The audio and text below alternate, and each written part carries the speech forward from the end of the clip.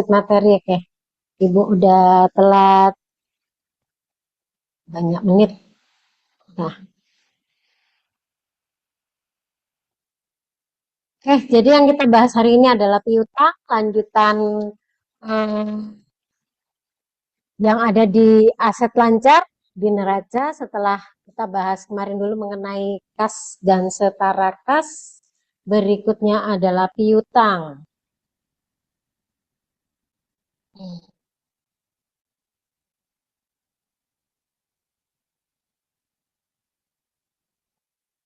Untuk pelaporan di neraca, jadi piutang itu kita klasifikasikan menjadi beberapa ya, ada piutang dagang atau yang sering disebut dengan account receivable, terus ada wesel tagih atau notes receivable dan piutang lainnya. Jadi semua piutang yang timbul tetapi tidak termasuk dari piutang dagang dan tidak termasuk dari wesel tagih bisa dikelompokkan ke piutang lainnya di dalam penyajian di neraca ya. Jadi kita tidak harus memerinci semua jenis piutang yang kita miliki. Sehingga di sini yang kita perlukan kalau kita memiliki akun piutang lainnya, nanti seperti piutang bunga, piutang pajak, piutang dari karyawan, ya. Dan kalau masih ada piutang yang lain-lain lagi, bisa dianggap sebagai buku pembantu dari piutang lainnya. Kemudian yang paling utama di klasifikasi piutang ini adalah piutang dagang.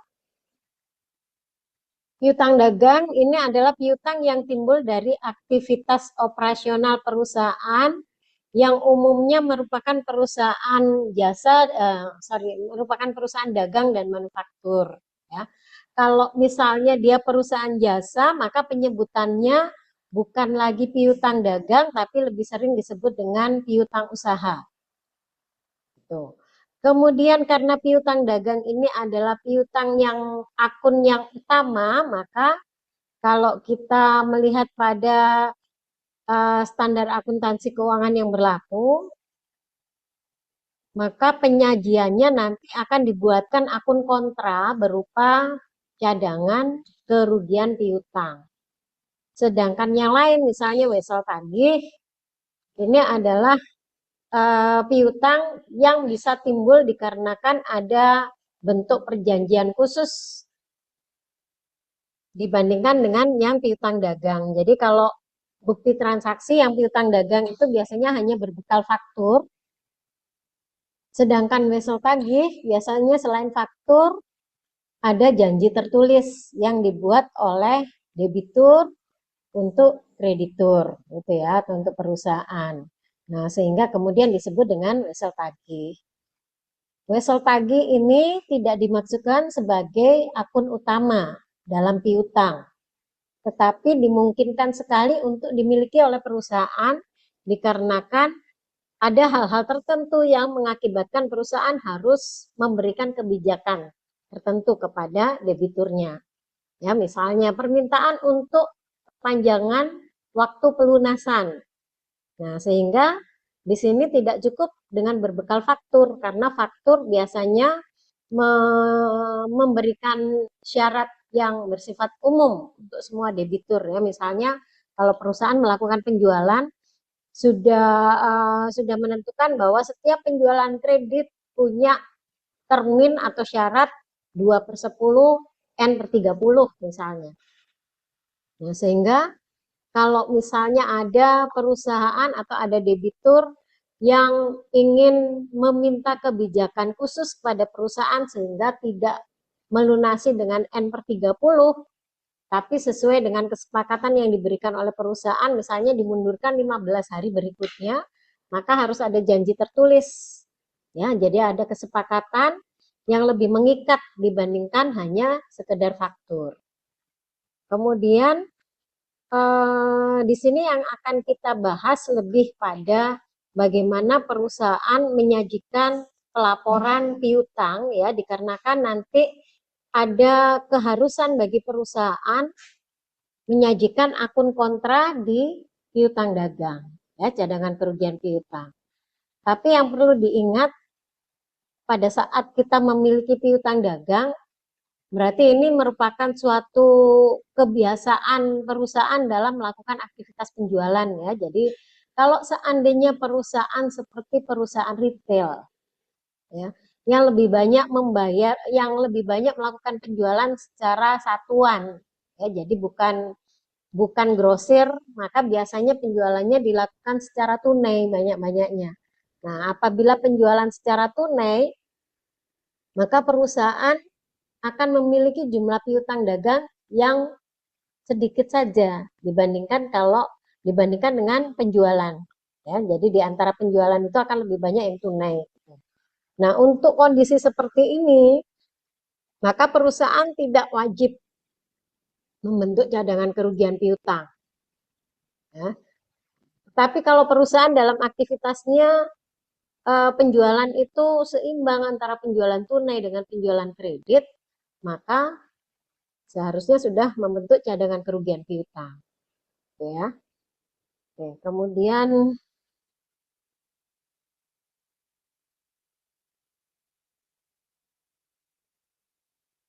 ini aktivitas yang terjadi dalam timbulnya piutang ya. Jadi sebelum melakukan penjualan untuk pengendalian terhadap piutang, maka perusahaan tidak langsung menyetujui semua penjualan secara kredit yang diinginkan oleh customer, tetapi melalui seleksi ya. Nah, jadi customer akan dinilai bagaimana sejarah kreditnya, apakah layak mendapatkan persetujuan kredit atau tidak. Kalau misalnya dianggap customer ini tidak pernah memiliki permasalahan pembayaran sebelumnya, maka penjualan yang dilakukan perusahaan bisa dilakukan secara kredit yang kemudian menimbulkan adanya piutang. Ya. Jadi pada saat penjualan, maka ada aliran barang dan jasa ke customer.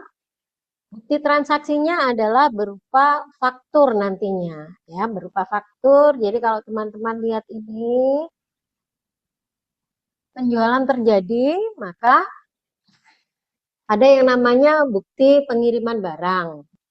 Ada yang namanya surat order penjualan. Itu yang disampaikan oleh perusahaan ke bagian gudang misalnya, sehingga dengan berbekal itu tadi akan ada pengiriman barang. Apabila barang diterima oleh customer, maka pengiriman barang akan disertai dengan invoice atau bisa juga invoice datang belakangan. Gitu ya. Nah, berarti bukti transaksi yang menjadi dasar pencatatan adalah bukti penerimaan barang setelah ditandatangani oleh customer. Berarti dia menyetujui bahwa sudah ada barang yang sampai pada customer. Nah, sehingga di situ bagian akuntansi bisa melakukan pencatatan. Kemudian pada saat jatuh tempo nanti customer akan melakukan pelunasan kas ya. Jadi ada penerimaan kas, maka bukti penerimaan kas ini juga disampaikan ke bagian akuntansi untuk pelunasan piutang. Kemudian bicara dari penyajian, ya, kalau transaksi timbulnya piutang dari penjualan, teman-teman kan sudah paham ya jurnalnya ya. Oke, jadi tidak ada bedanya. Kalau penjualan secara piutang, penjualan secara kredit, maka seperti biasa, mau pakai metode perpetual, berarti teman-teman akan membuat jurnal 2 tahap ya. Yang pertama adalah piutang pada penjualan, kemudian HPP pada persediaan. Tapi kalau pakai metode fisik, berarti cuma jurnal yang pertama saja tadi, piutang pada penjualan. Nah, yang kemudian menjadi penting adalah pada saat pelaporan, ada tuntutan untuk adanya metode matching principle. Jadi kalau seandainya piutang tersebut dan penjualan tersebut terjadi di tahun 2024, dikatakan matching principle. Kalau seandainya kemudian syarat yang ditentukan perusahaan adalah N/30, sudah 3 bulan, ya, 30 kan berarti 1 bulan ya. Sudah 3 bulan kok belum dilunasi. Nah, sehingga kemudian akan ada proses yang dilakukan oleh perusahaan selama 3 bulan itu. Mengingatkan, menagih, dan pada saat mengetahui informasi bahwa piutang tersebut tidak mungkin untuk dilunasi oleh pelanggan, maka dilakukan penghapusan. Nah, penghapusan di sini akan menimbulkan beban kerugian piutang. Matching principle ini maksudnya adalah kalau pendapatannya terjadi di tahun 2024, ya pencatatannya, penjualan tadi, kas pada penjualan itu terjadi di tahun 2024, kemudian 3 bulan sejak tanggal penjualan itu diketahui bahwa ada pelanggan yang tidak bisa melunasi, maka saat itu harusnya sudah dibuatkan jurnal untuk mengakui adanya beban kerugian piutang.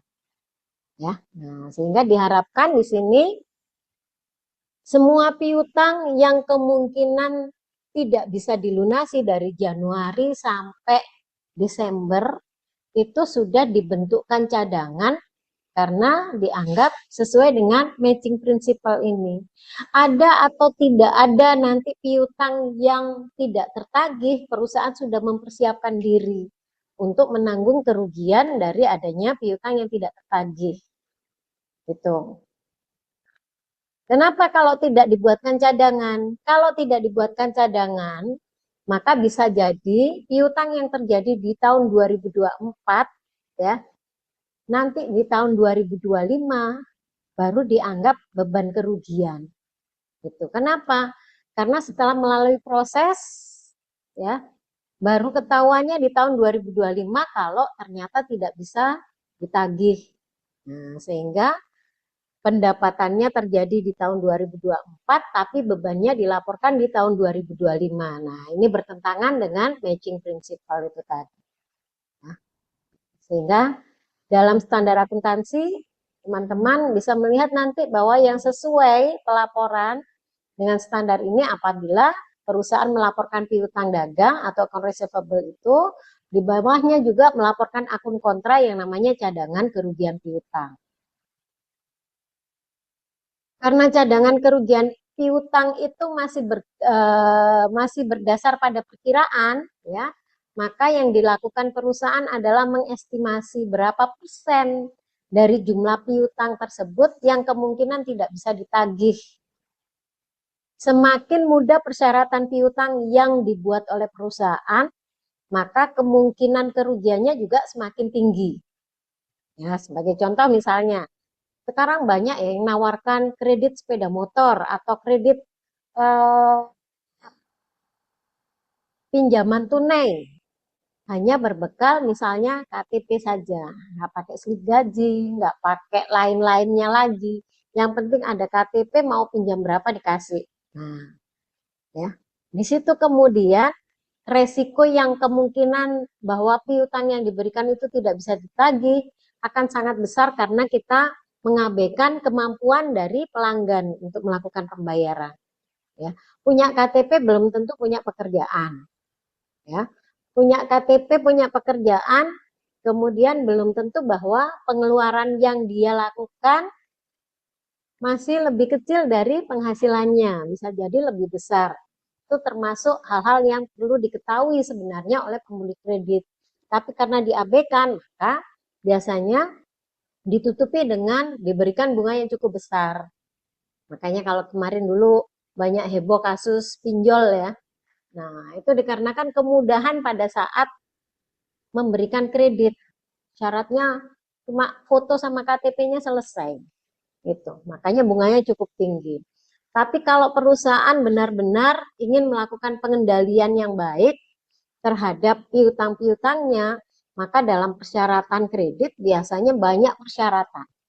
Nah, sehingga kemudian dia bisa memberikan pinjaman dengan bunga yang sesuai dengan suku bunga yang berlaku.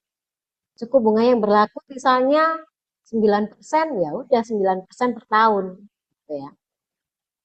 Nah, jadi kemudian estimasi yang dibuat oleh perusahaan untuk piutang yang tidak dapat ditagih ini bisa ditentukan berdasarkan pengalaman di tahun-tahun yang lalu. Misalnya, Di tahun lalu penjualannya yang secara kredit dilaporkan 1 juta. Di antara 1 juta itu misalnya ada nilai sebesar 50.000 yang tidak bisa ditagih, nggak bisa dihindari, ya tidak ada yang ini semua lancar semua ya, nggak ada yang menunggak misalnya, nah nggak bisa dihindari. Misalnya ada pelanggannya yang bangkrut atau pelanggannya meninggal dunia sehingga perusahaan kesulitan di situ mau menagih. Nah, dari 1 juta tidak bisa ditagih 50.000. Maka kalau secara persentase berarti dapatnya 5%. Tahun lalu seperti itu. Misalnya 2 tahun yang lalu katakanlah hampir sama jumlah penjualannya secara kredit tidak jauh-jauh dari 1 juta itu, yang tidak dapat ditagih juga sekitaran 50.000. Nah, berdasarkan historis yang seperti ini, maka perusahaan bisa membuat estimasi bahwa kemungkinan tiap tahun itu ada jumlah piutang sebanyak 5% yang tidak bisa ditagih. Nah, itu menjadi dasar dalam pembentukan cadangan piutang tak tertagih. Ya. Nah, karena masih estimasi, berarti pada saat teman-teman membuat jurnal penyesuaian, disitulah perusahaan membuat jurnal untuk pembentukan cadangan kerugian piutang agar kemudian bisa tampil di neracanya bahwa ada piutang dagang dan di bawahnya ada cadangan kerugian piutang. Ya. Terus estimasi itu bisa mengambil dasar yang berbeda-beda. Nggak harus dari penjualan secara kredit. Ya. Dari total penjualan juga boleh. Atau mau lebih spesifik misalnya dengan menggunakan pengelompokan umur dari piutang. Semakin tua umur piutang dianggap misalnya resiko tidak tertagihnya juga semakin besar. Nah, kalau seperti itu berarti perusahaan bikin pengelompokan. Oke, jadi untuk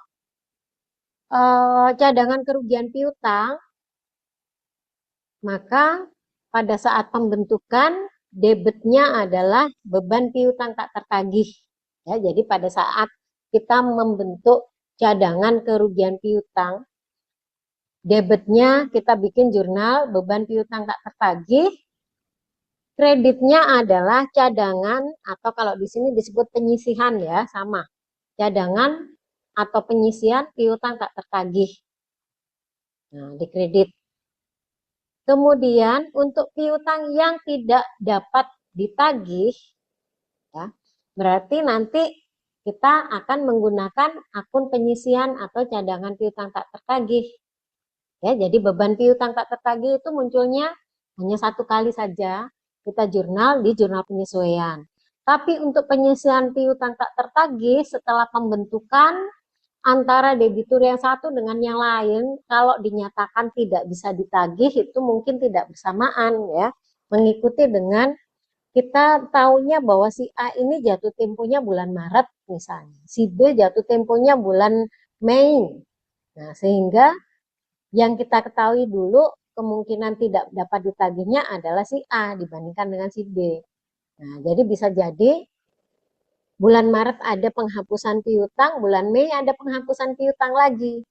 Ya, jadi dalam 1 tahun penghapusan piutang mungkin bisa terjadi beberapa kali. Jadi kita akan memakai akun penyisian piutang tak tertagih. Kalau terpakai untuk penghapusan piutang berarti kita buat jurnalnya di debit. Gitu ya, kebalikannya. Nanti kreditnya adalah piutang. Nah, sehingga beban penyisian piutang ini hanya kita catat 1 kali, yaitu saat penyesuaian. Ya, jadi yang poin yang nomor 3 adalah untuk pembentukannya, debitnya apa, kreditnya apa. Kemudian pada saat penghapusan piutang, ya ada piutang tidak dapat ditagih. Poin yang keempat ya, piutang yang benar-benar tidak dapat ditagih di debit dengan akun penyisian piutang tak tertagih, kreditnya adalah piutang dagang. Sehingga dengan demikian piutangnya dianggap selesai. Ini ada contoh dengan metode cadangan tadi ya.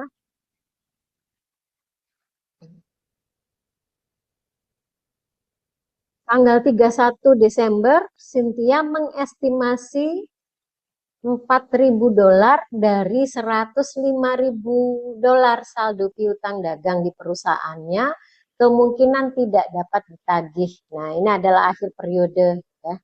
Jadi jurnalnya kita bikin 31 Desember, debit beban piutang tak tertagih $4.000, kreditnya adalah penyisian piutang tak tertagih ya. Ini pada saat pembentukan penyisian atau cadangan piutang tak tertagih di akhir tahun dengan jurnal penyesuaian. Terus kemudian penyajian di neraca, berarti kemudian kita kalau melihat kelompok piutangnya, maka piutang usaha bersih itu diperoleh dari besarnya piutang dikurangi dengan cadangan piutang atau penyisian piutang tak tertagih. Jadi kalau teman-teman bandingkan misalnya ya dengan penyajian aktiva tetap, contohnya misalnya gedung, biasanya gedung disajikan pada harga perolehan, kemudian di bawahnya ada akumulasi penyusutan gedung. Nah, akumulasi penyusutan gedung itu akun kontra. Jadi gedung posisi normalnya debit, akumulasi penyusutan gedung posisi normalnya kredit. Ya, maka nilai bersih atau nilai buku gedung berarti harga perolehan gedung dikurangi akumulasi penyusutan. Piutang juga seperti itu, ya. Jadi piutang usaha dilaporkan sesuai dengan besarnya tagihan yang pernah timbul dari aktivitas penjualan secara kredit. Misalnya di sini $105.000. Terus di bawahnya kita laporkan akun kontranya, yaitu cadangan atau penyisian piutang tak tertagih. Tadi ditentukan 4.000, maka nilai realisasi bersih atau nilai bersih piutang adalah $101.000. Nah, jadi berdasarkan SAK diinginkan penyajiannya seperti ini. Tidak boleh menyajikan cuma piutangnya saja. Tapi berapa besar kemungkinan yang bisa ditagih, itulah yang masuk di nilai realisasi bersih. Ya. Kalau ada yang mau bertanya boleh langsung ya, yang offline maupun yang online. Oke.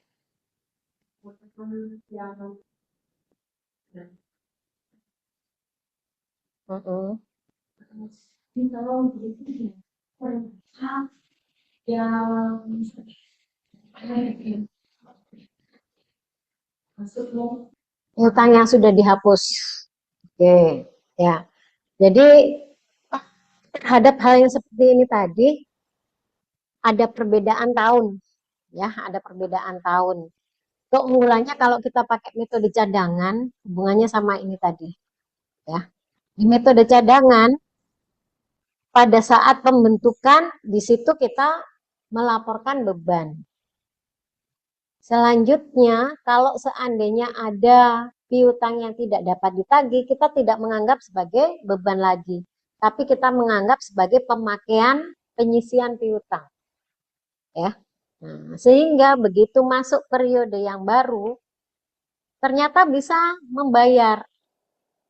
Berarti perusahaan tidak mungkin menolak dong mau dikasih uang. Ya, oh sudah saya hapus misalnya.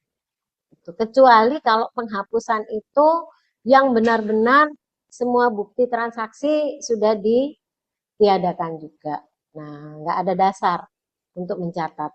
Tapi kalau misalnya perusahaan punya organisasi arsip yang baik, maka 5 tahun ke belakang misalnya ya, semua bukti transaksi masih tersimpan, nah berarti masih bisa dilakukan pelunasan. Berarti kita tinggal mengembalikan jurnal yang tadinya penghapusan. Penghapusan tadi jurnalnya seperti ini. Nah, yang terakhir ya. Debitnya penyisian piutang tak tertagih, kreditnya piutang dagang.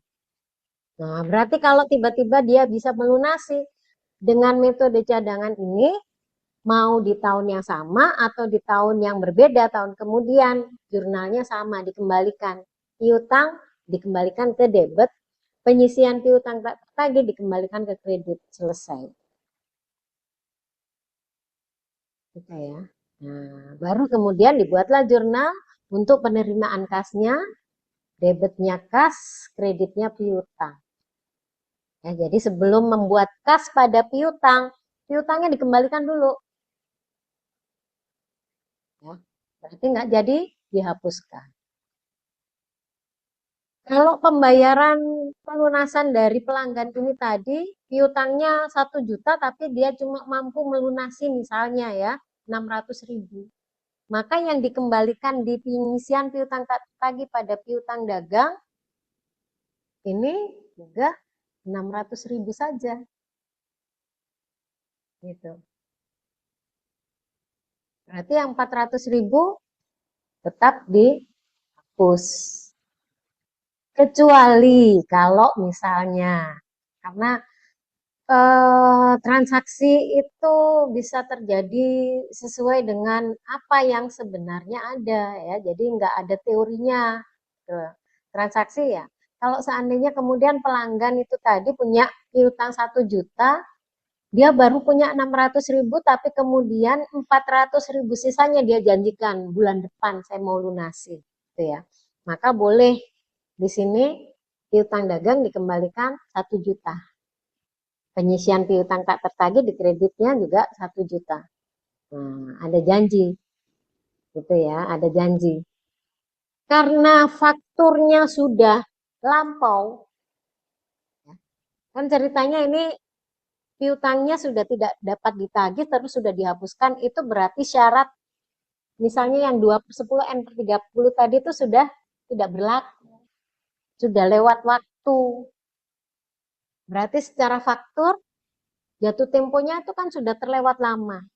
Maka untuk yang seperti ini perusahaan boleh meminta debitur untuk membuat wesel, perjanjian, ya, janji tertulis bahwa di bulan sekian, tanggal sekian akan melakukan pelunasan sebesar berapa. Ya, sehingga perusahaan punya dasar lagi untuk mencatat piutang. Atau misalnya diterbitkanlah bukti yang baru, bukan faktur. Karena kalau faktur itu harus ada penyerahan barang, baru keluar faktur. Ya, jadi bukan fakturnya diperbarui, tapi dibuatkan bukti memorial untuk pencatatan sisa dari yang harus dilunasi tahun bulan depannya. Ya, jadi bisa seperti itu. Untuk metode cadangan maka jurnalnya sama ya. Mau tahun ini atau tahun depan, dari piutang yang sudah dihapuskan maka tinggal dibalik saja, piutang dikembalikan ke debit, penyisian kerugian piutang ke kredit. Selesai. Itu dengan metode cadangan. Ya.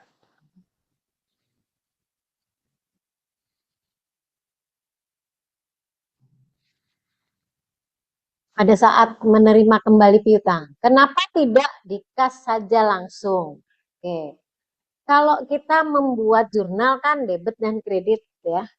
Jadi kalau seandainya kas, Anda mau mencatat sebagai kas, maka kreditnya adalah penyisian piutang tak tertagih. Boleh. Ya, jadi piutang tetap dianggap lunas. Cuma dengan catatan jumlah yang Anda terima itu benar-benar sesuai dengan jumlah yang pernah dihapuskan. Gitu. Karena berkaitan sama bukti transaksi. Nah. Boleh. Jadi yang mana yang mau dipakai, boleh pilih salah satunya karena ujung-ujungnya sama. Ya, jadi sama dengan kemarin kita bicara mengenai rekonsiliasi bank ya. Cuma cara saja. Mau pakai yang 2 kolom atau 4 kolom. Ujung-ujungnya saldonya sama. Sama juga dengan jurnal. Anda mau menyingkat jurnalnya, nggak perlu dikembalikan dulu ke piutang, langsung kas pada penyisian piutang tak tertagih, boleh. Ya.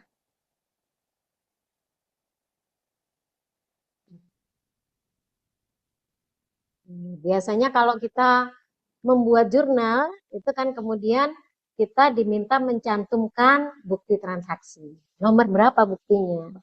kaitannya di situ.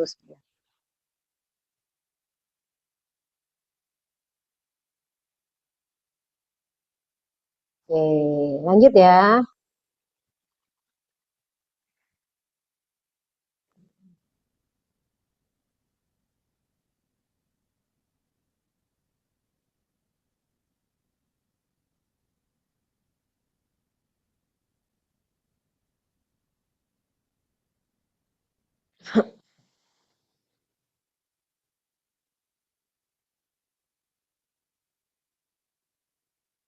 Tadi itu masih pembentukan piutang, ya. Tadi itu masih pembentukan piutang. Kemudian pada saat ada seperti ini, 21 Januari piutang John sebesar 610 dianggap benar-benar tidak dapat ditagih. Maka, nah, pengisian piutang tak tertagih, piutang dagang. Ya, ini sudah kita bahas tadi. Terus tanggal 10 Juni ternyata piutangnya bisa dilunasi, collected, ya, dilunasi.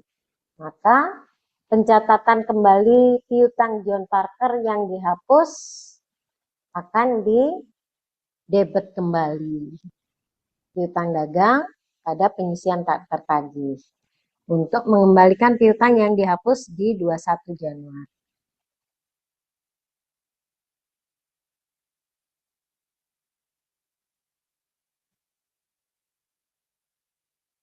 Oke, terus penentuan besarnya cadangan. Penentuan besarnya cadangan yang pertama bisa berdasarkan persentase dari penjualan. Penjualan yang masuk akal untuk dibentukkan cadangan adalah penjualan yang kredit. Ya, kalau penjualan tunai kan nggak ada hubungannya sama piutang. Nah, jadi di sini misalnya diestimasikan bahwa penyisian piutang itu besarnya 1% dari penjualan kredit. Penjualan kredit dengan piutang, saldo penjualan kredit tahun ini dengan saldo piutang tahun ini berbeda, ya. Kalau penjualan kredit tahun ini berarti teman-teman menghitung penjualan kredit yang terjadi dari 1 Januari sampai 31 Desember. Tapi kalau saldo piutang tahun ini, awal tahun dia ada saldonya. Gitu ya. Awal tahun ada saldonya, ketambahan transaksi penjualan kredit yang terjadi selama 1 tahun dikurangi dengan pelunasan piutang selama 1 tahun, itu akhirnya jadi saldo akhir. Jadi kalau berdasarkan penjualan, maka di sini adalah penjualan kredit yang terjadi 1 Januari sampai 31 Desember. Kalau penjualan kreditnya 300.000, diestimasi 1% untuk beban piutang tak tertagihnya, maka dibuatkan jurnal seperti ini. Beban piutang tak tertagih 3.000 pada penyisian piutang tak tertagih. Ya, jadi jurnalnya sama, debit kreditnya, yang berbeda adalah penentuan berapa besar yang dimasukkan di cadangan. Ini cara yang pertama, terus cara yang kedua, berdasarkan analisis piutang. Nah, berdasarkan analisis piutang, diestimasi 3.390 dari piutang akan tidak dapat tertagih dan saldo penyisian piutang tak tertagih sekarang besarnya 510. Dia punya saldo awal. Ya, karena tiap tahun kita mengestimasi, berarti tiap tahun sekali kita membuat jurnal untuk penyisian piutang tak tertagih. Karena di sini di contoh ini sudah ada saldonya sebesar 510, maka analisis piutang yang menghasilkan nilai 3.390 tadi masih dikurangi dulu dengan saldo awal 510. Jadi yang masuk di dalam jurnal adalah beban piutang tak tertagih 2.880. Gitu ya. Nah, penyisihan piutang tak tertagih, maka di neraca nanti yang tampil bukan yang 2.880, tapi yang tampil adalah 3.390 karena sudah ketambahan dengan saldo awal tadi.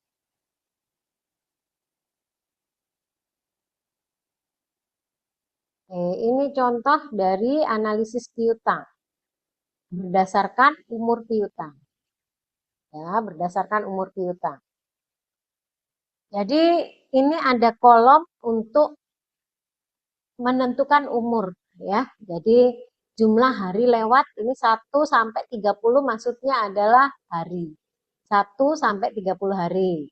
Kemudian kolom kedua 30 sampai 60 hari. Kolom ketiga 61 sampai 90 hari. Dan seterusnya. Nanti yang lebih dari 1 tahun dibuatkan kolom sendiri. Terus untuk setiap perusahaan mungkin dia punya pengelompokan yang berbeda-beda di sini ya. Tergantung dari mereka pakai syarat apa. Jadi kalau syaratnya N per 30, maka pembagian kolom-kolomnya bisa seperti ini. Kalau dia biasa punya syarat N per 45, maka kolom yang pertama adalah 1 sampai 45. Kolom kedua adalah 46 sampai 90, gitu ya. Jadi yang dipakai adalah sesuai dengan termin yang biasa diberikan kepada pelanggan. Ya. Nah, kalau belum lewat jatuh tempo, masih dalam masa piutang, maka dibuatkan sendiri. Nah, sehingga berdasarkan ini, nanti perusahaan bisa membuat persentase resiko yang berbeda-beda. Misalnya, kalau belum jatuh tempo, ya, belum jatuh tempo, perusahaan menetapkan bahwa resikonya masih 0%, ya, masih dianggap perusahaan berprasangka baik dapat ditagih semua karena belum jatuh tempo. Tapi nanti resiko terhapusnya piutang ini akan semakin besar karena melihat dari umur yang semakin lama menunggak. Jadi di kolom lewat jumlah hari lewat dari 1 sampai 30, misalnya perusahaan sudah menentukan 1%. Ya, sudah mulai ada kemungkinan tidak dapat ditagih. Nanti di kolom 31 sampai 60 naik lagi persentase resikonya. Jadi 2% misalnya. Terus di kolom 61 sampai 90 naik lagi 3% misalnya. Sampai kolom yang terakhir katakanlah lebih dari 365 hari ditentukan 6% misalnya gitu ya. Jadi kita akan melihat di sini cara menentukan jumlah atau menentukan daftar umur piutang. Ya, jadi misalnya untuk pelanggan yang pertama, Asbi Co punya saldo piutang $150. Maka kalau $150 ini hanya terjadi di satu transaksi, berarti tanggal jatuh temponya 1 saja. Melihat dari tanggal jatuh tempo ternyata sudah lewat dari 31 hari. Maka 150 dituliskan lagi di kolom 31 sampai 60. Terus untuk di T-bar saldonya 610 saldo piutangnya. Dan itu timbul dari dua faktur. Timbul dari dua faktur, dua-duanya sudah lewat dari tanggal jatuh tempo. Faktur yang pertama, kalau dihitung jumlah harinya sudah lewat 91 hari. Sehingga ditaruh di kolom 91 sampai 180. Nilai nominalnya adalah $350. Ya. Terus faktur yang satunya lagi, misalnya sudah lewat dari jatuh tempo sebanyak 200 hari misalnya. 200 hari berarti berada di kolom 181 sampai 365. nominal fakturnya adalah 260. Nah, ya. Sehingga untuk pelanggan yang kedua, piutangnya terbagi menjadi 2 kolom. Untuk pelanggan yang ketiga, ternyata saldonya belum jatuh tempo. Nah, sehingga dimasukkan di kolom belum lewat jatuh tempo.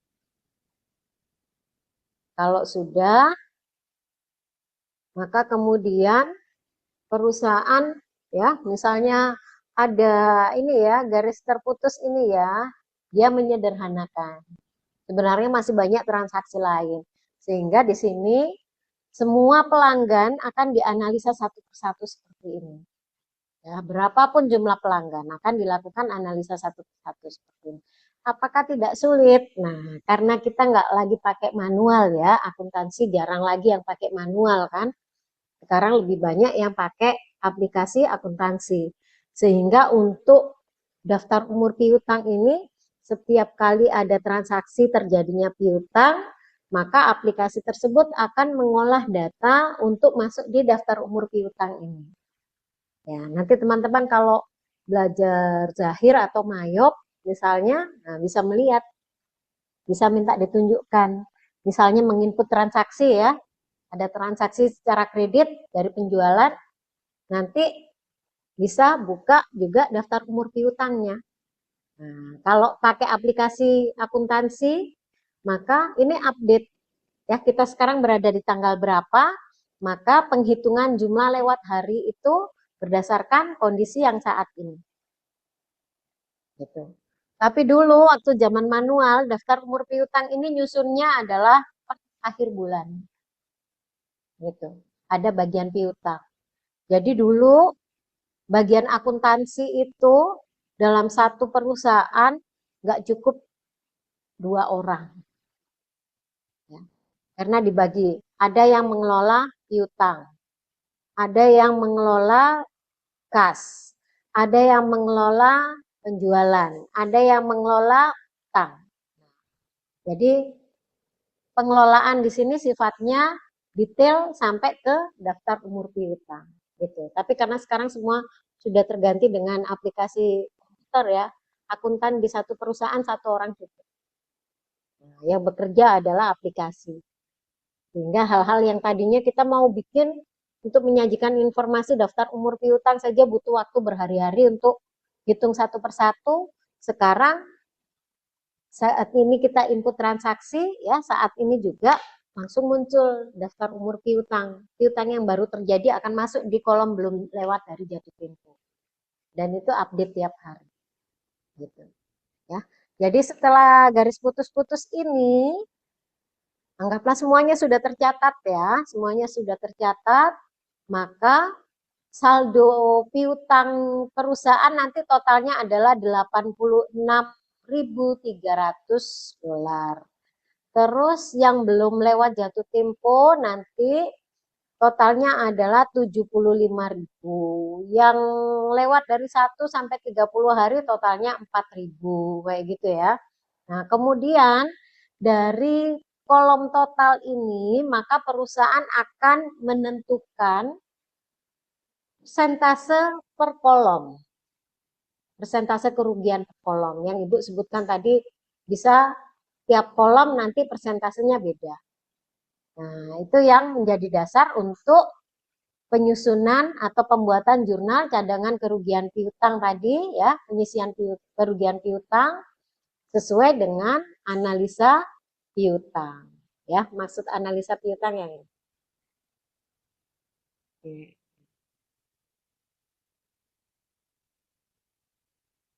Ini dipotong karena nggak mungkin dalam 1 tahun disajikan semua sini ya. Gitu. Jadi intinya kalau dalam 1 tahun perusahaan punya 10 pelanggan, maka akan ada 10 baris. Ya. Ngambilnya dari mana, Bu? Kita bisa tahu 10 atau berapa. Teman-teman punya buku pembantu piutang. 1 debitur, 1 buku pembantu piutang. Iya, bukan buku besar ya, tapi buku pembantu piutang. Gitu. Jadi kalau kita bikin jurnal, biasanya terhadap semua penjualan secara kredit, nanti jurnalnya sama. Ya, gini, ini penjualan secara kredit contohnya ya. Tanggal 1 bulan 2 misalnya. Ada penjualan secara kredit berarti piutang dagang pada penjualan. Ya, akunnya seperti ini. Tapi kemudian, nah, kita harus menuliskan keterangan penjualan kredit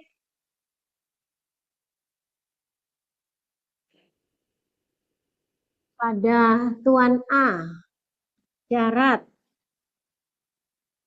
2/10 N30. Ini misalnya 1 juta.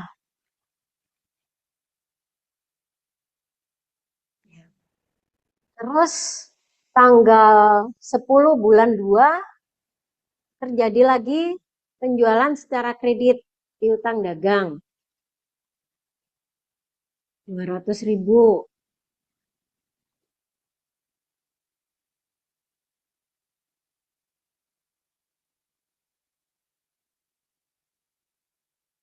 Penjualan kredit pada Tuan B. Syarat sama, misalnya ya 2/10 N30. Nanti di tanggal 17 bulan 2 misalnya Tuan A melakukan pelunasan piutang dagang ini, berarti kas pada piutang dagang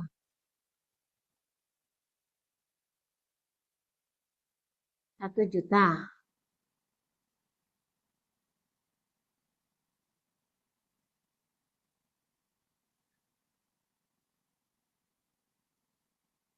Di akunnya teman-teman nggak melihat bahwa ada perbedaan antara jualan secara kredit ke A dan ke B.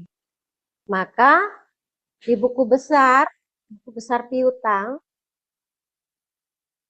dagang, teman-teman cuma mencatat seperti ini saja. Tanggal 1 bulan 2, 1 juta. Ya, Ibu pakai buku besar bentuk T yang untuk singkat saja ya. Terus tanggal 10 kita posting juga ada piutang dagang. Tanggal 17 bulan 2 piutang dagangnya berkurang 1 juta karena dilunasi. Nah, kemudian misalnya akhir Februari kita mau hitung saldo. Berarti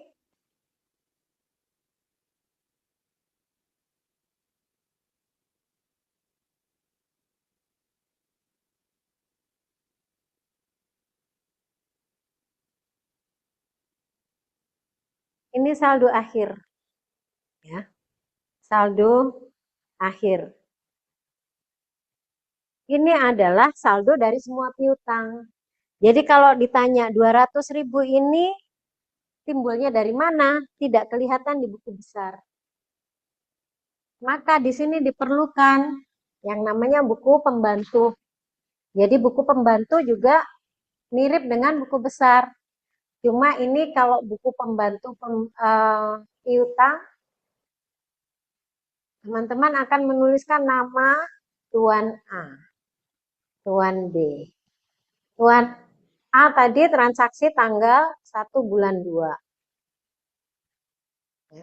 Tuan B transaksi tadi tanggal 10 bulan 2.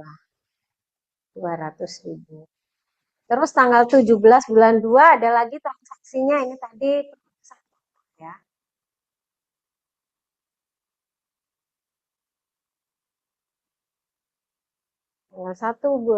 Tanggal 17 bulan 2. Nah, sehingga kemudian akhir bulan kita juga bisa menghitung saldo. Berarti ini saldonya sudah ya. Saldo Tuan A. Ini saldonya masih ada 200.000. Saldo. Nah, sehingga berdasarkan ini ya, kita tahu Yang mana piutang yang belum lunas punyanya si A atau si B. Nah, sehingga untuk piutang yang masih bersaldo, ya, piutang yang masih bersaldo, teman-teman akan tuangkan di sini. Si A tadi sudah lunas, berarti nggak perlu. Tapi si B belum lunas, berarti tertulis di sini, tuan B. Ya. Lihat tadi transaksinya terjadi tanggal 10 bulan 2. Syaratnya ada N30. Berarti di tanggal 28 Februari sudah jatuh tempo atau belum? Belum. Ya. Jatuh temponya nanti tanggal 2 tanggal 12 ya, 12 bulan Maret. Nah, berarti tanggal 28 Februari kita masukkan nama Tuan B di kolom saldo dan kolom belum lewat jatuh tempo. Ya. Kalau seandainya terus ada transaksi lagi dari Tuan B sebelum lunas piutang yang tanggal 10 tadi, sehingga saldonya menjadi 500.000, berarti 500.000 itu dituliskan di kolom saldo. Kalau misalnya dia sama-sama belum jatuh tempo, berarti di kolom belum lewat jatuh tempo. Tapi kalau ada yang sudah lewat dari jatuh tempo, silakan hitung. Harusnya jatuh temponya tadi tanggal 12 bulan 3.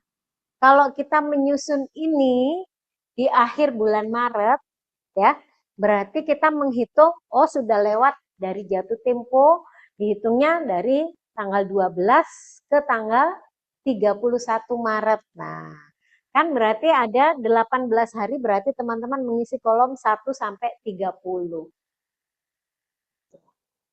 Ya, nah, jadi satu persatu. Informasi itu kita melihatnya bukan di buku besar, tapi di buku pembantu. Kehubungannya. Ya. Nah, secara akuntansi, kalau kita melakukan pencatatan terbantu sama aplikasi.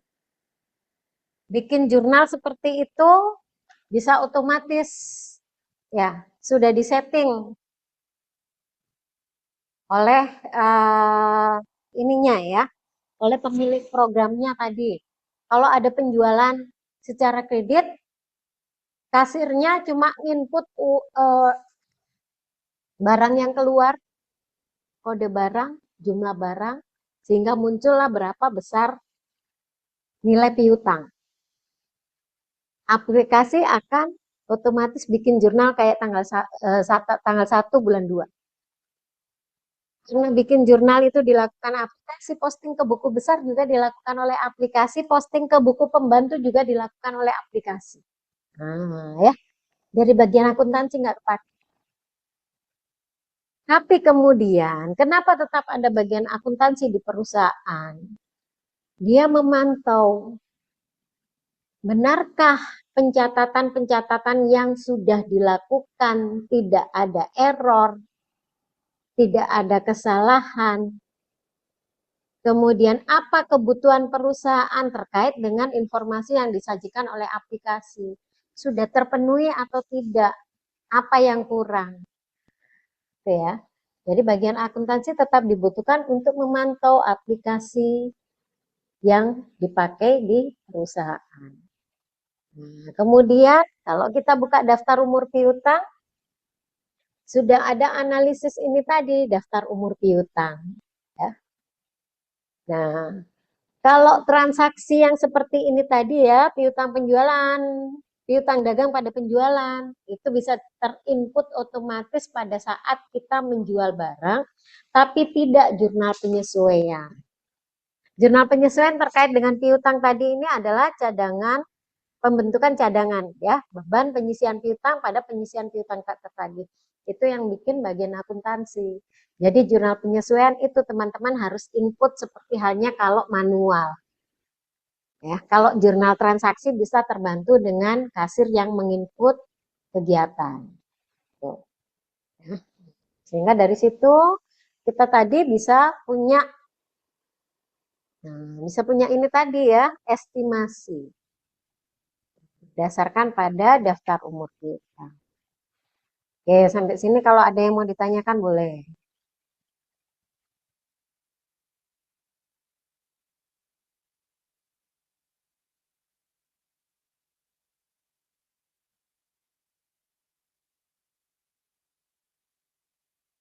Nggak ada, Ibu lanjut dulu. Nah, ini ya. Jadi tiap kolom ini tadi misalnya ditentukan, tiap perusahaan beda-beda persentasenya ya, tergantung resiko yang dihadapi. Kalau syarat untuk mendapatkan pinjaman atau penjualan secara kredit itu sangat mudah, maka persentasenya bisa sebesar ini. Ya. Belum lewat jatuh tempo sudah diberikan persentase kemungkinan untuk tidak dapat tertagih 2%. Tapi kalau perusahaan penuh kehati-hatian dalam memberikan kemudahan untuk membeli secara kredit, ya bisa saja yang belum lewat jatuh tempo itu belum dianggap memiliki resiko tidak tertagih, jadi 0%. Ya. Nah, jadi dari jumlah yang ada di kolom total ini, kemudian dikalikan dengan persentase, persentase ini adalah kebijakan perusahaan masing-masing, maka hasilnya per kolom ini. Ya, hasilnya per kolom ini. Untuk yang belum lewat jatuh tempo, maka cadangan penyisihannya adalah $1.500. Yang sudah lewat jatuh tempo 1 sampai 30 hari, maka penyisihan Twitternya adalah $200. Ya. Yang lewat jatuh tempo 31 sampai 60, maka penyisihannya $310 dan seterusnya. Sehingga kalau di total, totalnya ini 3.390. Jurnalnya berarti seperti ini tadi. Ya. Ini kan 3.390. Dari estimasi piutang, estimasinya di mana? Di daftar umur piutang tadi. Terus sudah ada saldo sebesar 510. Ya, jadi estimasi ini dikurangi dengan saldo, maka inilah yang masuk di dalam jurnal. 2.880. Nah, itu kalau berdasarkan estimasi analisis piutang.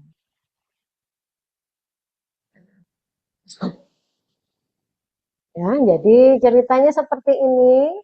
Tadi punya piutang dagang 86.300, kemudian punya saldo penyisian piutang tak tertagih. Sehingga kemudian nanti beban piutang tak tertagihnya bukan lagi yang 3.390, tapi yang 2.000 berapa itu tadi. Ya, beban piutang tak tertagih.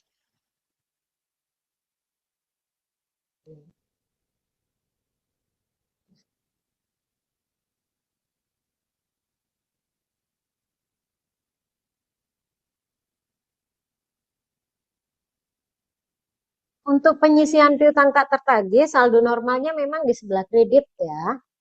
Tapi kalau seandainya sudah diestimasi dalam suatu tahun besarnya penyisian piutang tak tertagih itu 3.390, tapi karena namanya estimasi ya ternyata meleset. Di tahun tersebut katakanlah yang tidak tertagih adalah $4.000. Nah, berarti akhirnya pemakaian penyisian itu lebih besar daripada yang sudah pernah dibentuk. Sehingga untuk yang seperti itu nanti teman-teman bisa dapati ada saldo penyisian piutang tak tertagih di debit. Lebih besar dari yang diestimasi. Jadi kalau seperti itu yang terjadi, maka di penyesuaian akhir tahun ini tadi bukan dikurangi, ya, bukan dikurangi dengan saldo, tapi harus ditambah. Itu yang menjadi beban piutang tak tertagih. Ya. Jadi misalnya 510 ini tadi saldonya bukan kredit tapi debit, dikarenakan penghapusan piutang melebihi dari yang diestimasi. Karena bersaldo debit, maka pada saat akhir tahun kita estimasikan tadi dengan daftar umur piutang adalah $3.390, tapi karena ada saldo debit berarti di sini ditambah 510. Jadi akhirnya yang dicantumkan di dalam beban piutang tak tertagih besarnya adalah 3.900. Gitu ya. Di sini jadi 3.900 karena harus ditambah.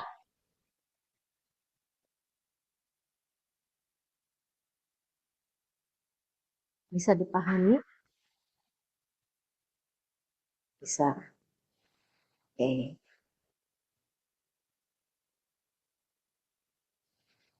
Nah, ada metode cadangan, ada metode langsung.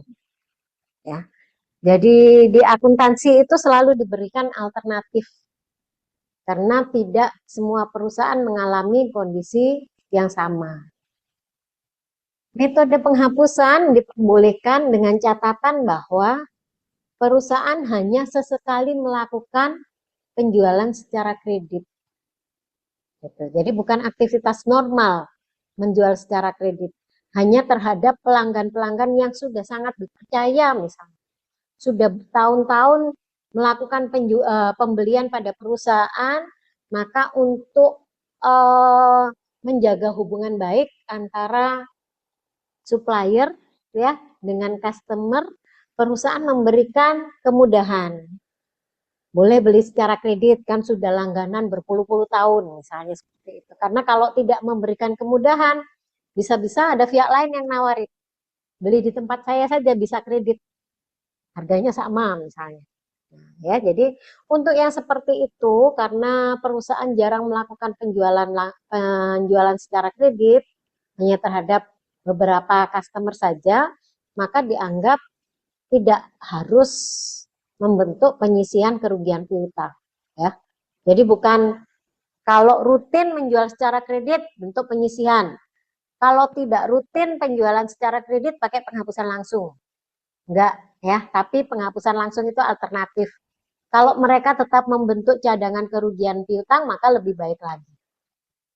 Oke, di metode penghapusan langsung ini dianggap tidak konsisten dengan matching principle karena kemungkinan itu tadi ya antara penjualannya dengan beban yang timbul karena adanya piutang tidak dapat ditagih terjadi pada tahun yang berbeda.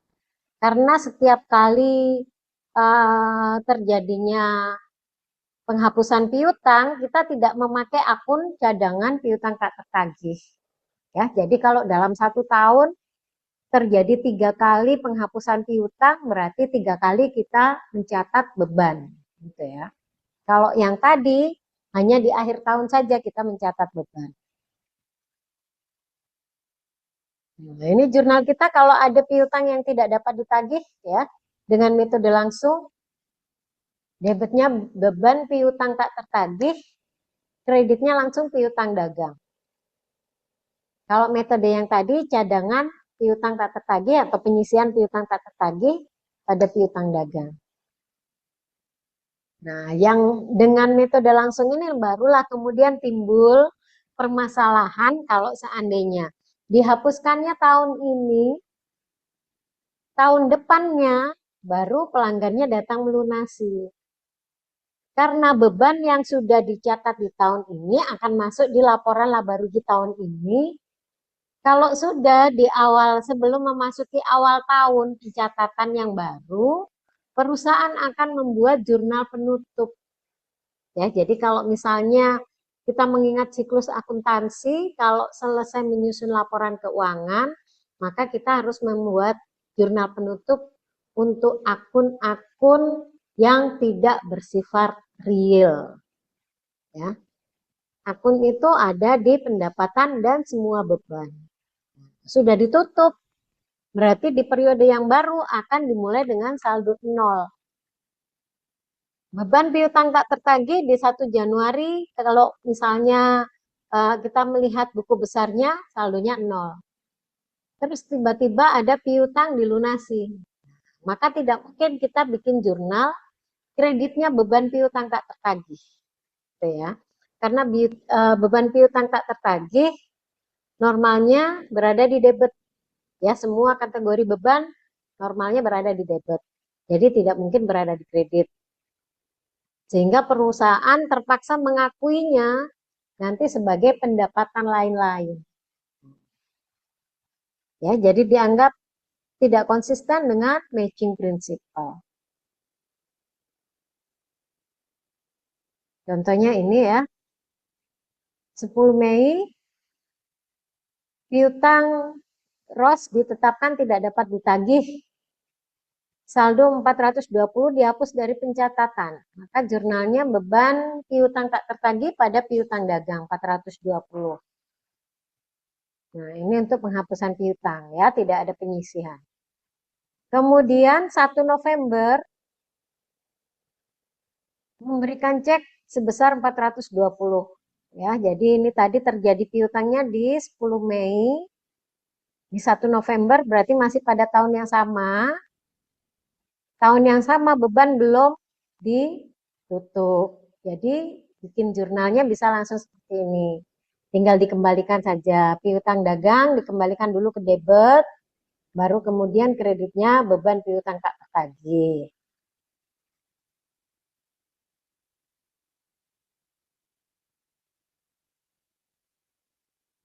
Ini mencatat kasnya pada saat masuk ke perusahaan kasnya.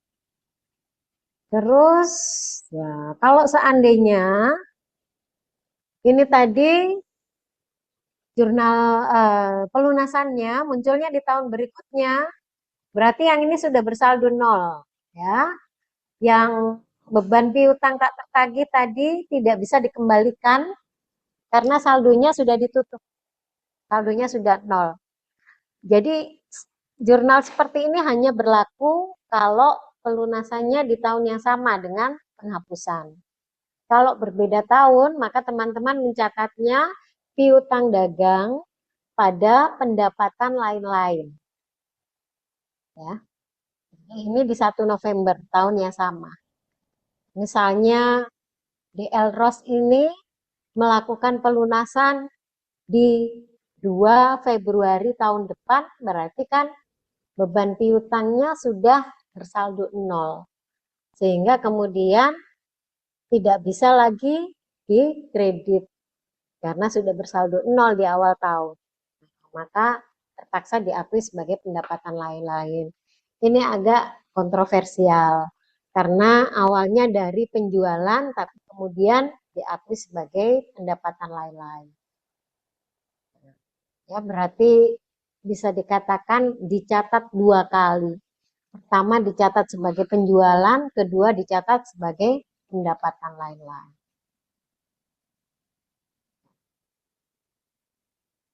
Jelas ya untuk pencadangan piutang, pengisian piutang tak tertagih. Ya, jadi menurut standar akuntansi yang wajib itu pakai metode cadangan. Oke. Tapi ada alternatif tergantung pada transaksi penjualan kredit itu rutin tidaknya. Kalau tidak rutin maka diperbolehkan penghapusan langsung. Oke. Berikutnya wesel. Wesel tagih merupakan dokumen tertulis berisi perjanjian untuk membayar sejumlah uang tertentu berdasarkan pokok pinjaman yang terjadi. Disebutkan juga kepada siapa dia akan membayar di tempat tertentu, misalnya ya, transaksi terjadi di Kota Malang. Nah, berarti disebutkan bukan cuma tanggal di atas tanda tangan ya, tapi ada tempatnya. Kemudian ditambah atau tidak ditambah dengan bunga harus disebutkan. Kalau ditambah bunga, maka disebutkan persentasenya.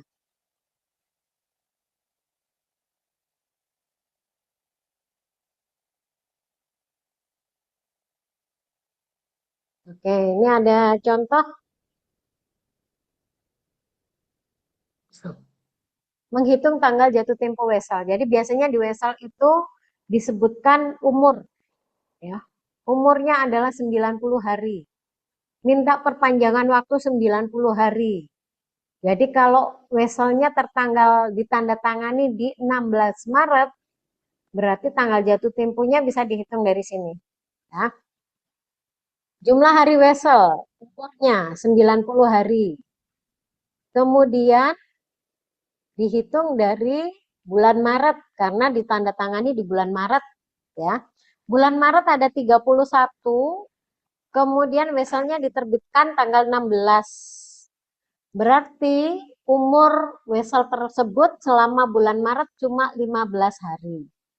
Ya, cuma 15 hari. Umurnya 90 dikurangi 15 hari yang terjadi di Maret, masih ada sisa umur 75 hari. Kemudian kita masukkan jumlah hari di bulan April. April ada 30. Berarti dikurangi 30, maka masih ada umur 45 hari lagi. Maka diambilkan lagi di bulan Mei. Bulan Mei ada 31 hari. Maka tersisa 14 hari. Berarti di bulan Juni nanti kita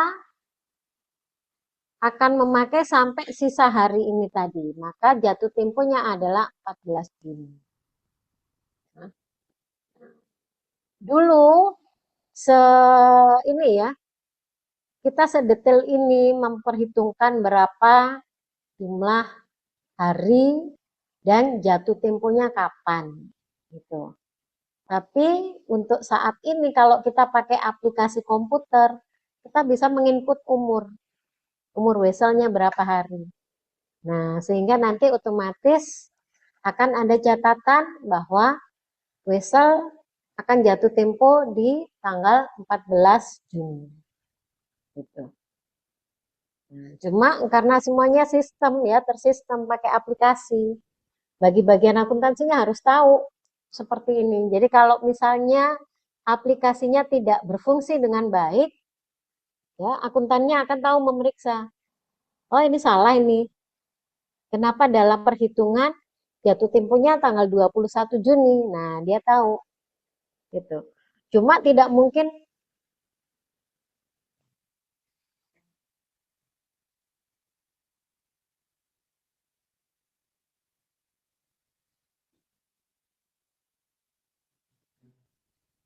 boleh tahu sektor kerjaannya di bidang.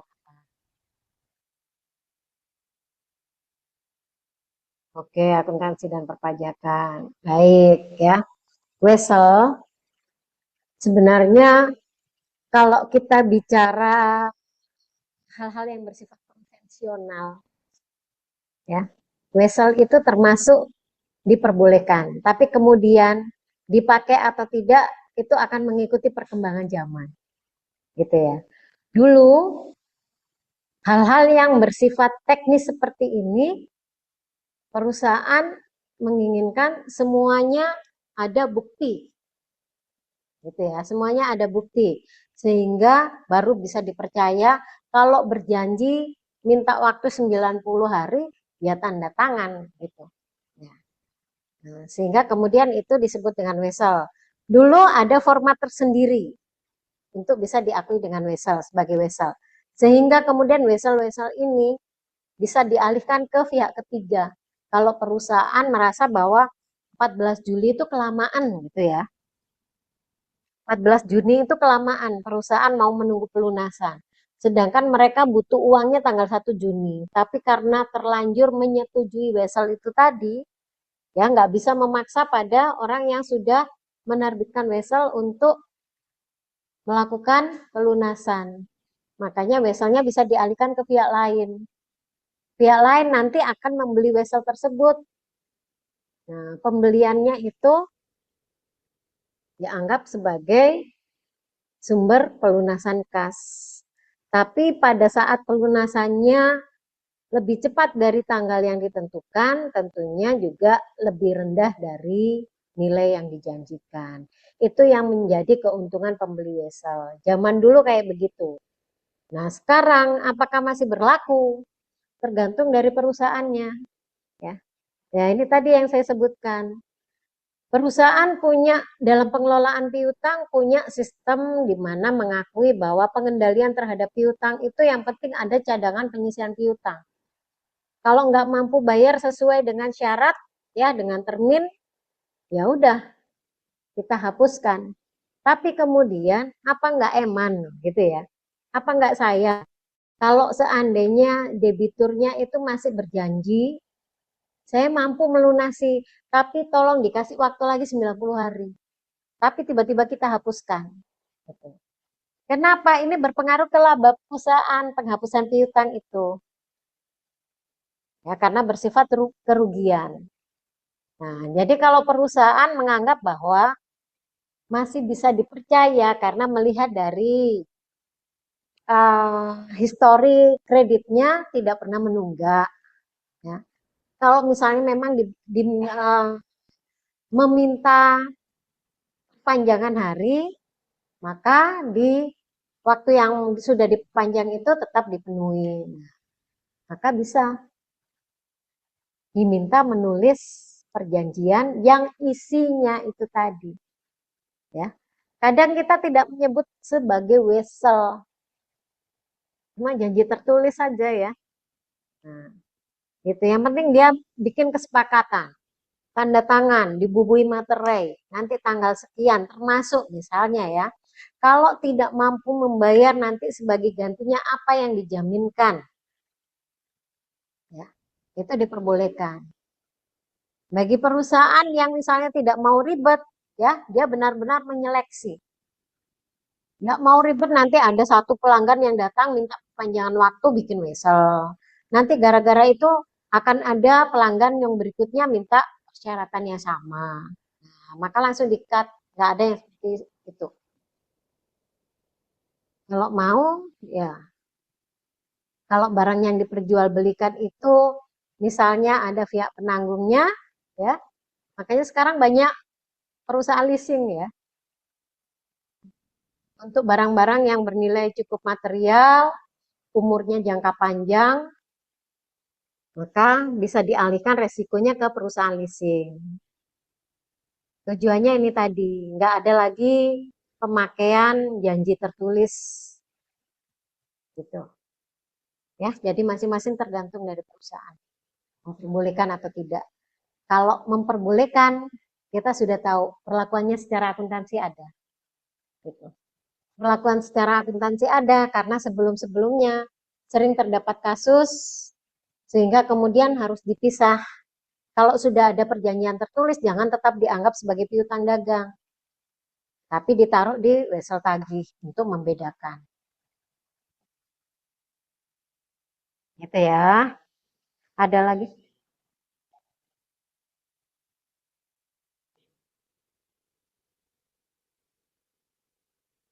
Iya, iya. Jadi memiliki kepastian pembayaran yang lebih tegas dibandingkan kalau faktur saja. Kalau faktur saja ya, nah, nggak ada janji yang tertulis yang dibuat oleh si pembeli.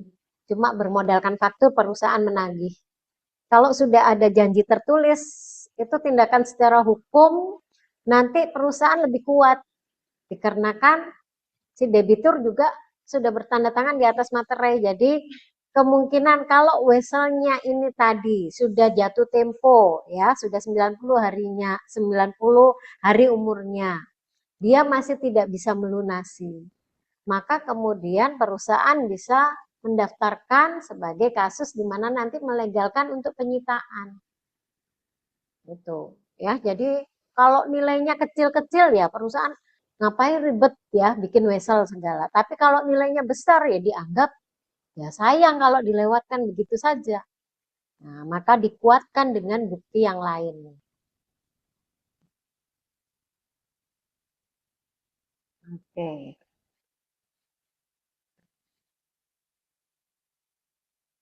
Nilai jatuh tempo wesel tagih ya. Nah, biasanya kalau kita bayar utang terlambat, kita dikenakan denda ya. Kalau misalnya tadi ada syarat 2/10 N/30, yang ada adalah kita selaku penjual memberikan potongan. Ya. Kita selaku penjual memberikan potongan. Tapi sampai 10 hari saja. Lewat dari 10 hari, maka tidak ada potongan. Yang Anda harus bayar sesuai dengan pokok. Ya, sesuai dengan harga beli barang. Nah, itu kalau mereka melunasinya tepat waktu sampai tanggal jatuh tempo. Kalau sudah lewat dari tanggal jatuh tempo, masa kita nggak dapat apa-apa, gitu ya. Uang kita nggak jadi balik. Harusnya sudah bisa diberikan barang dagangan lain, tapi tertahan di pembeli. Nah, salah satu keutamaan wesel ini juga bisa membuat kesepakatan adanya denda yang harus dibayarkan oleh pembeli kepada penjual karena terlambat melakukan pembayaran, yaitu berupa bunga yang harus mereka bayar. Bagi kita itu semacam pendapatan denda yang kita terima. Gitu. Kecuali kalau misalnya di awal kita sudah menentukan ya, kalau cepat membayar dapat potongan 2%, tapi kalau telat membayar juga dapat denda 2%.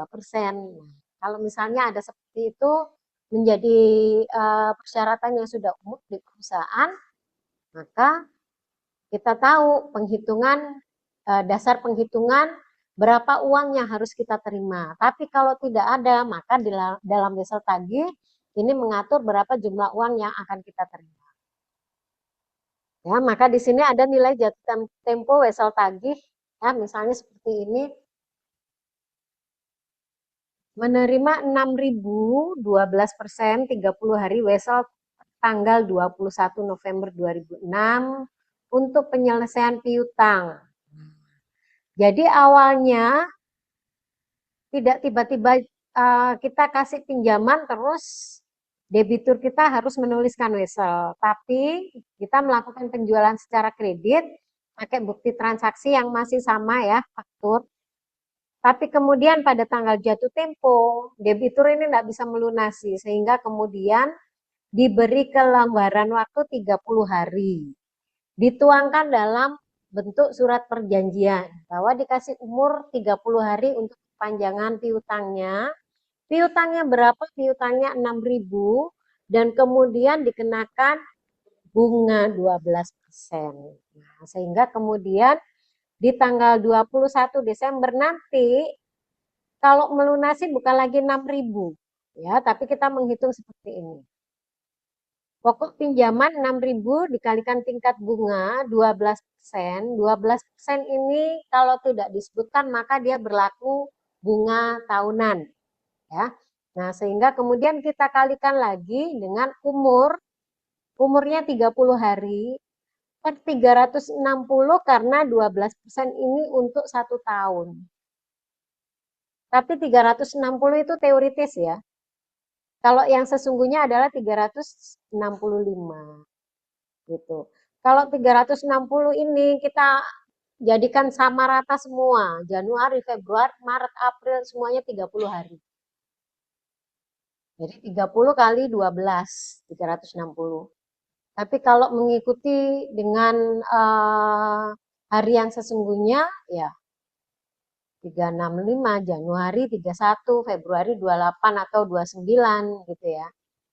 Oke, jadi ini adalah perhitungan bunganya sehingga ada bunga sebesar $60 dengan dari piutang sebesar 6.000. Nah, sehingga kemudian nilai jatuh temponya adalah pokok ditambah bunga. Maka nanti 30 hari sejak tanggal 21 November ini debitur harus membayar 6.060. Nah, maka pada saat transaksi misalnya, kalau wesel tagih ini tadi langsung diterbitkan untuk penjualan, ya, bukan untuk menggantikan piutang, maka jurnalnya wesel tagih pada penjualan. Ya. Kok bisa Bu seperti ini? Nah, kalau perusahaan tidak pernah melakukan penjualan secara kredit, ya, jadi fakturnya semuanya faktur tunai semua, tapi ada salah satu pelanggan yang minta kelonggaran pembayaran, sehingga pembayaran diundur 30 hari. Nah, sehingga langsung dibuatkan wesel tagih pada saat terjadinya penjualan. Jadi kesepakatannya dilakukan justru pada saat terjadinya penjualan, ya. Jadi bukan dari piutang kemudian menjadi wesel tagih.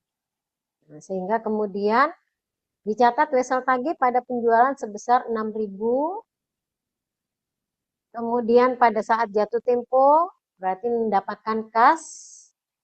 Nah, wesel tagih tetap harus dicatat sesuai dengan pokok pinjaman, berarti bunganya tadi masuk di pendapatan bunga 60.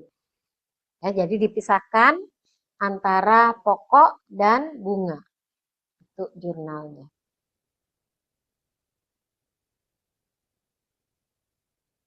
Itu wesel tagih. Terus kalau gagal membayar wesel, karena wesel ini tadi ada umurnya, ya, wesel ada umurnya.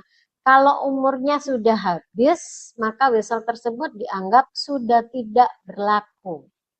Nah, sehingga kemudian harus dimasukkan di piutang dagang, tujuannya agar bisa ikut dianalisis sehingga nilainya masuk sebagai penyisian piutang tak tertagih.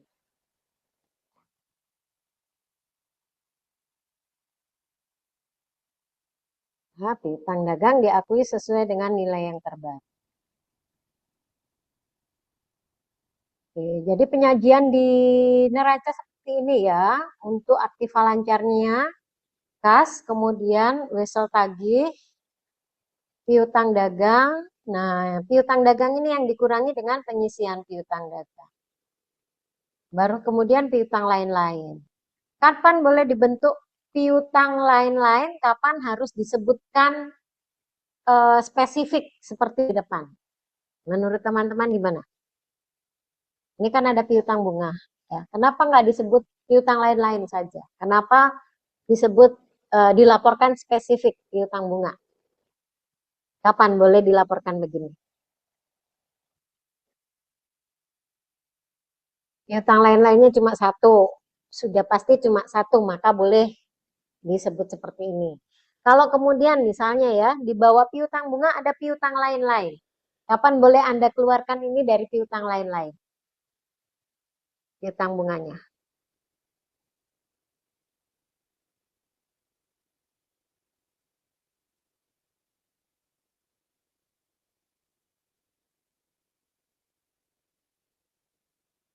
Nilainya material.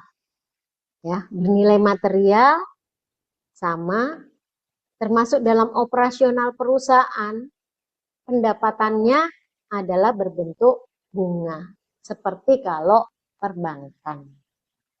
Ya, kalau perbankan itu kan aktivitasnya lebih banyak menghasilkan bunga di aktivitas operasional. Nah, jadi untuk perbankan piutang bunganya jangan disebut sebagai piutang lain-lain, tapi harus dilaporkan tersendiri. Gitu. Ya. Piutang bunganya dari mana? Dari perbankan kalau menyalurkan pinjaman. Ya. Ini penyajian di neraca. Nah, selebihnya adalah analisis piutang ya. Jadi teman-teman untuk mengetahui perputaran piutang dagang. Perputaran maka angkanya semakin besar semakin baik ya. Jadi misalnya ini contoh menghitung perputaran piutang dagang. Ini ada penjualan tahun 2006 dan tahun 2005. Udah lahir belum? Oh sudah. Oke. Ya, jadi oh pas ya 2005. Oke ya. Ya, penjualan kredit.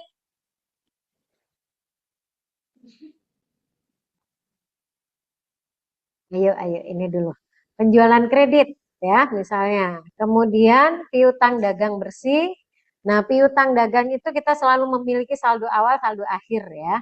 Sehingga kemudian kita bisa menghitung rata-rata piutang. Jadi kalau teman-teman diminta menghitung rata-rata piutang, maka silahkan piutang awal tahun ditambah piutang akhir tahun dibagi 2, maka itu adalah rata-rata piutang. Ya. Terus dari rata-rata piutang, ini misalnya kita menghitung perputaran piutang dagang. Maka perputaran piutang dagang rumusnya adalah penjualan kredit bersih dibagi dengan rata-rata piutang. Ya. Untuk perusahaan dengan kondisi seperti ini tadi misalnya 29,1, ya. Artinya berarti dalam 1 tahun dia bisa memutar penjualannya menjadi penjualan lagi. Ya, jadi kan siklusnya penjualan kredit terus jadi piutang, kemudian penagihan, jadi kas kemudian dibelikan barang dagangan, dari barang dagangan dilakukan penjualan kredit lagi. Dalam 1 tahun itu uang yang sama akan diputar seperti itu sebanyak 29 kali. Di tahun 2025, tahun 2005. Tahun 2006 ternyata ada kenaikan 31,3. Putaran piutang dagang ini menunjukkan efektivitas perusahaan dalam mengelola aset.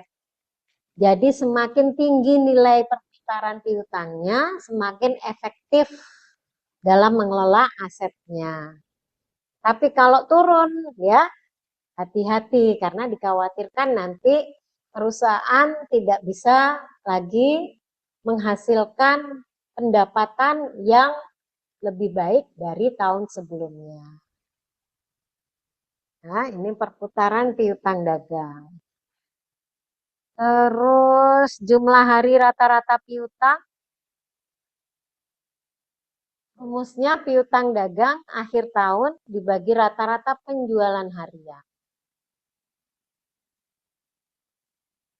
Piutang dagang pada akhir tahun misalnya 1.220.000 dolar. Kemudian rata-rata penjualan harian, ya. Nah, oke. Rata-rata penjualan harian berarti penjualan dalam 1 tahun dibagi dengan 365 hari. Maka hasilnya 12,4 hari, maksudnya adalah rata-rata piutang ini bisa ditagih dalam 12 hari.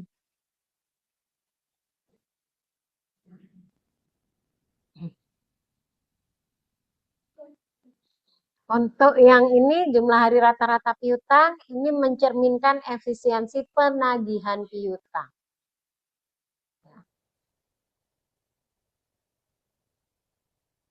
Oke, sampai sini ada yang mau ditanyakan?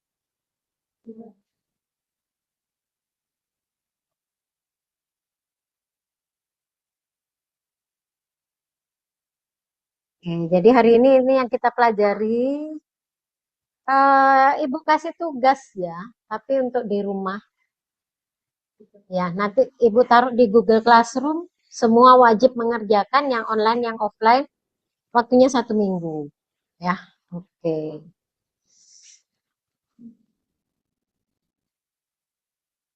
Absen dulu. Untuk yang online kalau mau live sudah bisa karena yang absensi untuk online sudah dihandle admin ya. Boleh silahkan. Terima kasih, Bu. Terima kasih, Bu. Terima kasih, Bu, materinya.